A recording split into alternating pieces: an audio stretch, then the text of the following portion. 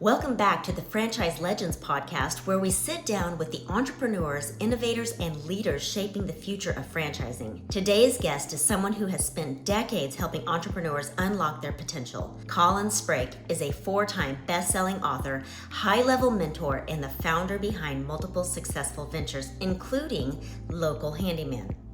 Over the past 25 years, he has mentored more than 110,000 business owners across North America, guiding them to build profitable companies and stronger leadership mindsets. Colin recently released his 5th book, Franchisee Success Recipe, where he breaks down the real ingredients required for success in franchising, from hunger and hustle to sales ability and, most importantly, the right mindset. In this conversation, Colin shares his journey from engineer to entrepreneur and why he believes franchising is the ultimate hybrid business model, and how focusing on people, not profits, creates lasting success. We'll also dive into why systems and supports are critical when choosing a franchise, how simplicity and focus drive profitability, and why embracing technologies like AI will be essential for the next generation of business owners. If you're thinking about starting a business, investing in a franchise, or simply want to level up your mindset as an entrepreneur, this is an episode you won't want to miss. Let's jump into the conversation with Colin Sprake.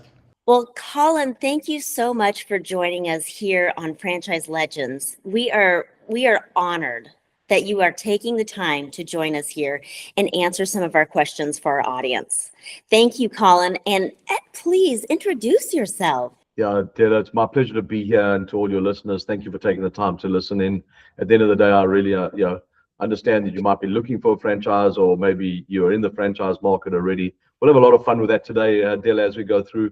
But Bob, I'm a 4 times best-selling author. Just launched my 5th book called Franchisee Success Recipe, and I'm a high-level mentor. Have mentored over 110,000 business owners across all industries over the last 25 years.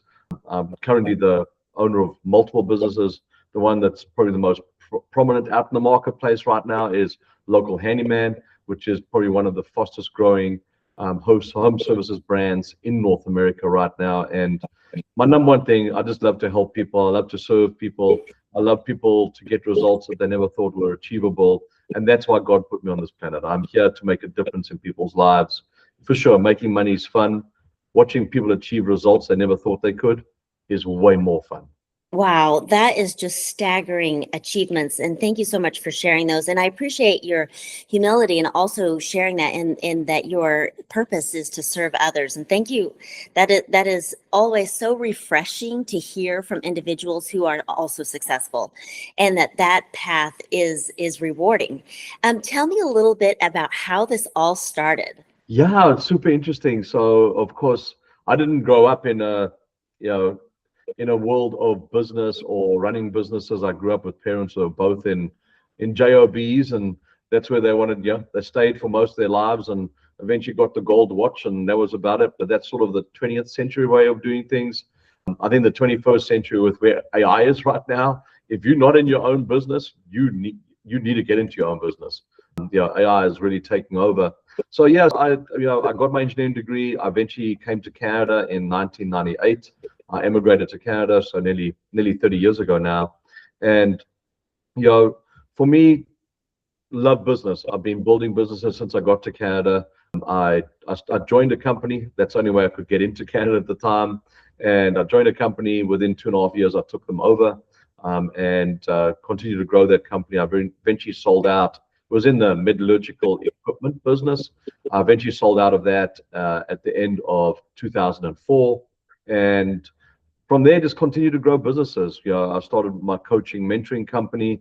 Like I said, we've coached over 110,000 business owners through our programs across North America.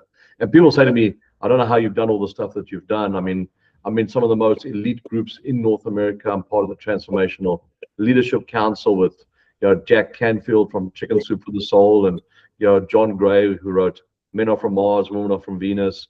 Very close friends. So really, at the end of the day, I've been blessed to be with so many people. I've been to Richard Branson's private island and spent time with him multiple times. My daughter's actually landing there today, which is crazy, going down to support and do work with them as well. So it's just, end of the day, you know, all the accolades in the world are fantastic, but the most important one for me is really letting people understand that, you know, my whole journey has been here to serve people and help people. And when you come from a place of just being a great person, and you know, and that's not an egotistical thing, listeners. Please understand that I'm not an egotistical person. When you do, I would simply say, when you do great things for people, great things change in the world. And I live by the mantra: when you focus on money, you'll have dollars to count. When you focus on people, you'll have countless dollars. Wow, that is such a great mantra. Thank you so much for sharing. It sounds like your passion for starting businesses, and I like that advice that you shared, that in this age of AI, it everyone should own their own business. So if I, as a listener, if I am looking to go ahead and take that leap into owning my own business, it sounds like you've built several, and you've helped several businesses not only build but succeed and create generational wealth for it sounds like your daughter gets to enjoy some of that today, going and on a private island with someone else who's also successful. So help me understand, if I was a listener and I said I want to own my own business, what are some of those first steps that you could give advice on? Yeah, and I think the way to look at this for any one of your listeners, I know the primary function of or the primary focus of your show, of the podcast and show, is around franchising, but I want people to understand why franchising. I think that's one of the most important pieces, is that you can go, let's say, take Handyman as an example. You can go slap a logo on a van and start driving around, but you don't have all the branding, the marketing, the systems, the processes, the accounting, everything you need. So there's a lot of risk in that. And a lot of times people fail miserably. 94% of people fail in their first 2 years when they open up their own business. Then on the other side, you have, on the far extreme, you have buy an existing company that has, you know, profitability, it has EBITDA, you buy that, but you pay a substantial amount of money for it. To me, the best hybrid in the middle is franchising, where you get all the systems, processes, what have you. You don't have to pay a ton of money for it. Yes, it's an investment. You might be paying $50, $100, $200,000, maybe $1 million if you're going to buy a McDonald's, what have you. But at the end of the day, you've got systems and processes to follow and rails to run on that you don't have when you just slap a logo on a vehicle or try to start your own restaurant or whatever the situation might be. So for me, the reason why franchising is such a powerful model, it allows you to get going really quickly. But now let's be fair here as well, Della. Not all franchisors are the same. You know, for me, your number one question as a franchisee is, what are your systems, what are your processes, and what is your support like? And if you don't have great systems and support, you can't really, then you're buying a franchise with a hope and a prayer. They need to be very well structured. I'm very proud of what we've built. I didn't start Local Handyman. I purchased Local Handyman 2.5 years ago, and you know, with my business partner, and we've revamped everything in this company. And our number one thing is franchisee success, because I live by another one of my mantras: your success is my success. I've lived that ever since I started working. You know, if I help other people, you know, it comes back to me tenfold, and I don't do it for that reason. It just does come back to you. So franchising to me is one of the greatest models in the world, as long as you choose the right franchise. Right. Okay. So, as a business owner, as I've gotten into the momentum of building, and it sounds like your first touch in business or education is engineering. Am I remembering that correctly? Yeah. I'm a qualified metallurgist. Yeah. So you took that engineering system, let's say, or that platform, the way your brain processes things, and you created a system that then helps others. And if I'm reading your book correctly, that franchise success recipe, tell me more about that recipe. Yeah, I think the heart of the recipe are the ingredients. And, you know, like any recipe, you have poor ingredients, you're going to have a poor outcome. You know, no matter what you're baking, cooking, whatever it might be. You know, the number one ingredient, like I say to all our we call them success partners. We don't call them franchisees. So I say to all our success partners or people that want to join us, I'm like, there's 4 characteristics you must have. I don't care what kind of business you start. For franchising, I say in our business, and I think it's for all franchisors, you got to have hunger, you got to have hustle, you definitely have to have sales experience, because when you're starting a business, if you can't sell, that's the end of your business. And then people, I'll hire someone to help me sell. Be very careful. And then I'm always a big fan of having enough liquid capital to be able to carry on and keep going, because in the beginning, a business does suck a lot of capital. So, the one piece for me, if you take all those 4 pieces and let's say leave out the financial side, but the first 3, the number one ingredient is mindset. If you've got a mindset for success, if you wake up every day and there's certain things you need to do and you don't feel like doing them, but you do them anyways, that's mastery. That's a successful business owner. Della, let me be very frank with you and with all the listeners. At the end of the day, business is very, very easy until you add humans make business crazy complicated. I say to all our franchisees or our success partners, I'm like, your only 2 things you need to do really well in our business: hire a great handyman and make sure you quote the jobs at the right margin. That's it. And I went to a convention, our annual convention recently, and people are like, what are we launching? What are we launching? I said, the more complex I make it for you, the more noise there is in your business, and the less you'll focus on profitability. I keep things so simple. Like our convention, our one word at our convention was simplicity. You don't need complexity. The more simple I can make it for you, the quicker you'll grow, the quicker you'll be profitable, and the quicker you'll make the money that you're looking for. If you look for complexity in things, and that's what most business owners are terrible at, complexity. They like bright, shiny objects. They like chasing different pieces. That's also part of the book. It's like, stop chasing stuff that's not going to serve you. I joke about this frequently. I say, when God made entrepreneurs, he had a real 6th sense of humor, because you have to be uber creative to be a successful entrepreneur, or let's say to be an entrepreneur. But the only way you become successful as an entrepreneur is when you have focus. And a focused entrepreneur is actually an oxymoron. Most entrepreneurs really don't understand what it takes to be successful. And it's a very narrow few things you need to do very, very well. Be consistent, do the habits every single day for your business, and you will win. I don't care what franchise you come into. It's very easy. And one of my favorite things for like I say to a lot of people too, is be very careful. It's easy to sit and blame your franchisor or blame other people why things aren't working.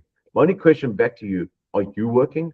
Because I live by the philosophy of everything happens for me, not to me. And when you say it happens for you, you look internally and you go, what am I doing that I could be doing better? What am I doing wrong? What am I doing right? If you look at why is it happening to me, you look outward and you start to blame others. You cannot blame anyone for where you're at in life. The only one that can change your life is the person that's sitting on the other end of this call or what have you, that needs to go look in a mirror and say to themselves, that's the person that can change my life. Absolutely. I agree with you. I just caught a tickle in my throat. Just 1 minute. Okay, all good. I'm back. I took a drink of water. Okay, so I am curious. Hang on just a second. Compose myself for a minute. All good, all good. I had this little cold, and that doesn't work well on podcasts, right? So I really like that accountability piece that you're talking about right now.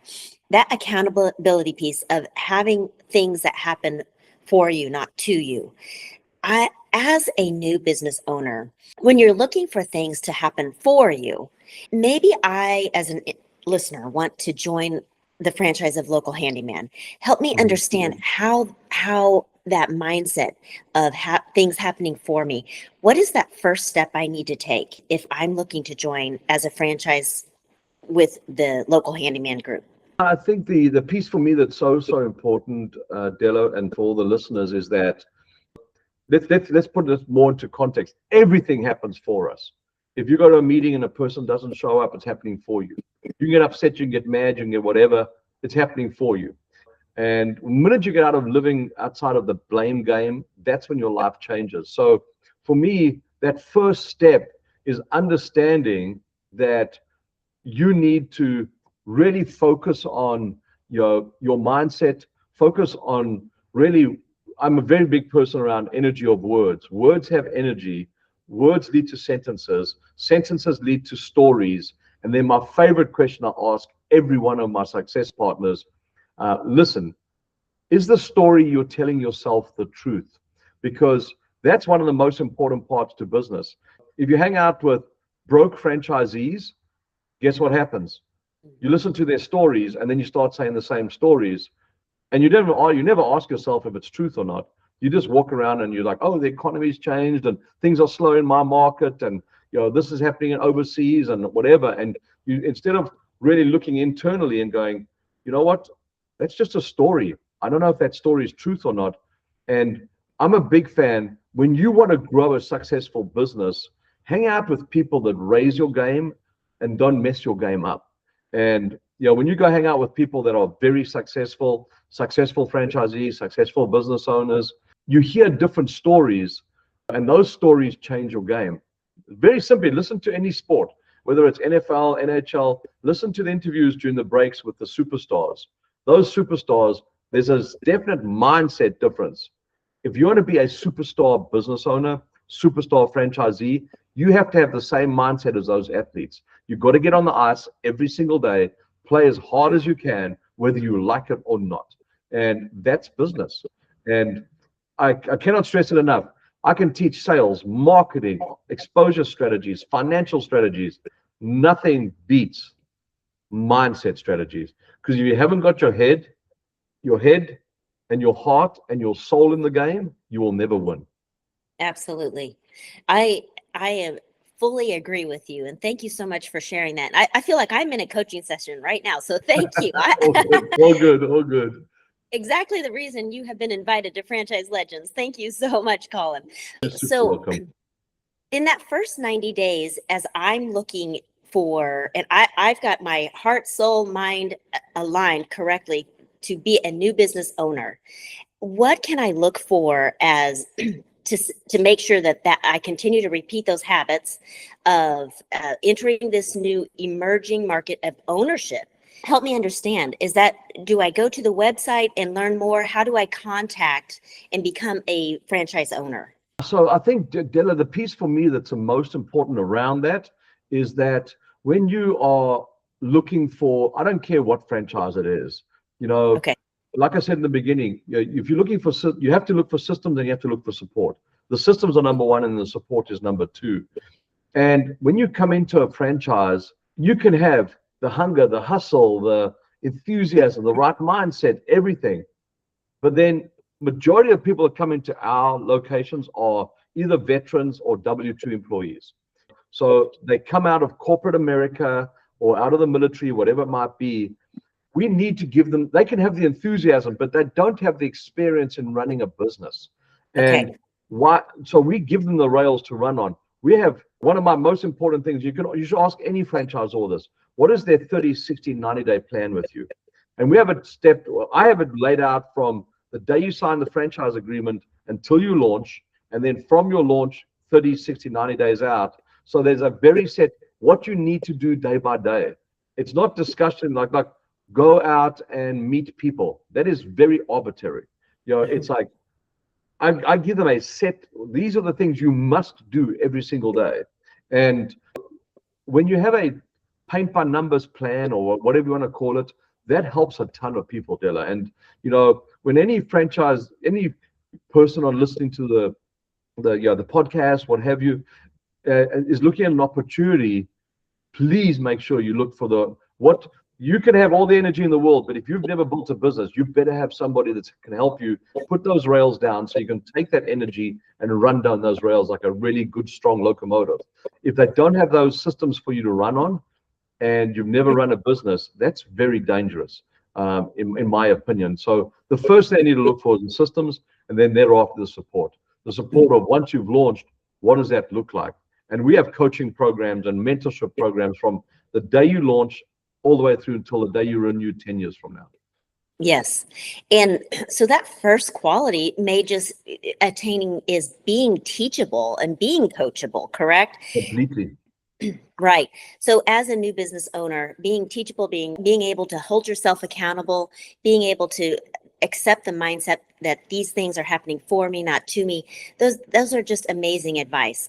So I am curious with local handyman, as if I would like to join. I know there's some startup fees, there's some capital that's needed, and I'm curious, as I, as a new owner, have this capital ready to invest, what would you encourage those investors on the levels to invest into and what to expect from that return as well? Yeah, really great question, Dale. I think, each franchise varies from franchise to franchise. So, like with local handyman, I don't really need to go into the numbers on it. I think that people can connect with us quite easily on that. But I think the piece for me is making sure that what are your aspirations as an owner? If I buy this business, can I make 100 grand a year net profit? Can I make 200? Can I make 500? Can I make 5 million? At the end of the day, you've got to look at the scalability of the model. Our model is only built to scale. We don't look for like one territory owners who sit at home and go out and do one territory and they build it slowly. That's not our market. We only sell 3 territories at a time. Why? Because that's where you get the most scalability, the best, economies of scale, and a whole bunch of different things. Because of my background, I mean, because of my coaching experience and mentoring experience, I'm probably the most highly paid coach in Canada. I get paid significant money to coach business owners, and the one piece for me is making sure that the model is what you want it to be. And some people, yes, I'll just buy more locations if it's a brick and mortar location. I will never touch brick and mortar. Local handyman has been built 100% to be home based, so that people don't have to get brick and mortar, because that's changing very quickly right now. And I see what happening with AI. We use a lot of AI. We are very AI driven, in our business. In fact, while I'm on the call with you, my AI agents are busy building out a whole program for me, building out a website for me. When I finish this call, this website will be built for me, all built by AI and built by technology. That's the kind of stuff we do for our prospective candidates who want to come through with local handyman. Is you've got to make sure the model suits your aspirations and your future. We're not for everyone. We are for people who want to scale and make significant money and change the financial future of their families. So not just get a high-paying job. I would never invest in a high-paying job. I'll just go get the job. It's a lot less risk. That is great advice. So I am curious then, as we're investing and as we're building and as we're scaling, what does that what do you see for the future? I know you mentioned everyone should own a business. And you touched on it a little bit on saying that brick and mortar is out. And we really need to think about that system differently. So can you just give me a little bit of insight of with all of your knowledge and your experience from the past and looking forward into the future? Because we know that future is just happening more rapidly, even more than it was, 5 years ago. Could you give us an accelerated version of what you see into the future? Oh, wow. I haven't been asked that for a long time. The future is changing so rapidly right now, Della. For me, I'm very much along the lines of, if you don't embrace AI, you'll be dead.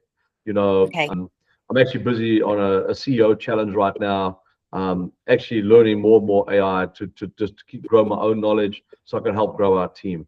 I think if you're listening to this call and you don't like AI, you'll probably be unemployed and not employable. In fact, when I interview people to work on our team and be part of our corporate office and what have you, my first question is, do you believe in AI and what do you do with AI? And if they're like, I hate AI, I don't even do the interview, because there's going to be two kinds of employees: those that embrace AI and accelerate, and those that don't, that will probably sit at home and be unemployed. Because the ones with AI are going to exceed, and that's all levels of employees, all the way through to the CEO. Even for me, I'm busy hiring a very high level integrator in our company. That person needs to be very AI savvy. So I see a lot changing. I'll give you some really interesting predictions. I think 10 years from now, you'll have the choice to work, and only those that work will be the ones that get ahead. The rest will just be on some government kind of support program. And another one, which I think is going to be the hardest one, but I think it's going to come quicker than people think. I think kids will go to school not to learn. Kids will go to school, all the learning will happen at home through AI and technology and what have you. I'm very involved in the education space. What's going to happen is schools are going to become pretty much municipal daycares or municipal after school, like municipal care centers, because parents still need to go to work for some of them. So, and they're not going to go there to learn. They're going to go there just to hang out, because all the learning is going to happen online. And AI is going to help them generate, and people are going to be learning so quickly through technology. I think there's some really interesting things going to happen in the next 5 or 10 years. And there might be some people listening going, I think he's full of crock. And I think, oh, that's okay. At the end of the day, I can't say I've predicted a lot of stuff, but there's a lot of stuff happening. And I know one thing for sure: if you are not adopting AI, if you're looking at a franchisor and you want to buy a franchise, ask them what are they doing with AI. What are they doing to implement AI in their business? I don't care if it's food, home services, or anything else. What are they doing are they embracing AI? Because a franchisor that doesn't will be left behind. Guarantee you that.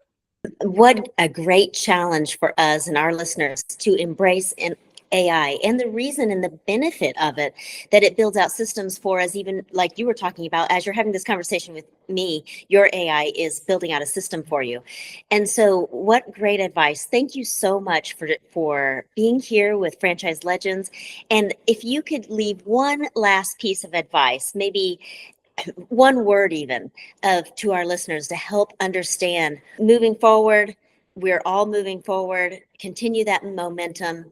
Just maybe a word of encouragement. I'm curious, another mantra that you might have.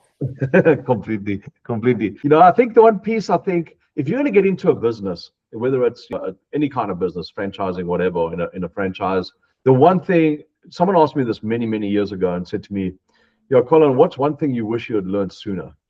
And the one thing, and it's only actually one word, and people get stunned by when I say it. The one word I wish I'd learned sooner was the word trust. If you cannot, as a franchisee, you're going to come on board. You're going to definitely be hiring people. You're going to bring people on board. If you don't trust people, it really means you don't trust yourself. And until you trust you and trust your capabilities and trust your enthusiasm and what have you, you won't be able to trust others. And I think that's the key piece that I'd love people to think. It might be not as motivational or inspirational, but it's definitely food for thought, because trust is the heart of a great business. If you can trust people, you will build an empire. If you can't trust people, you will never build an empire, which comes back to you being, do you trust you? That is fantastic advice. Thank you so much, Colin. Every nugget that you have shared with us today is going to be palatable for those that are needing that encouragement and needing that just that coaching mentorship. Thank you so much.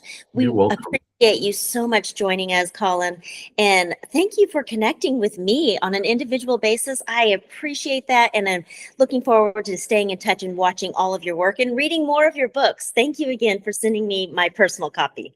You're super welcome, Della, and all the very best of success to you and to all your listeners. May they always achieve results that they want to achieve, and at the same time, there's stuff they don't know, and maybe one day they'll achieve results way beyond their wildest dreams. What a wonderful blessing to leave us with. Thank you so much, Colin. Thank you, Della.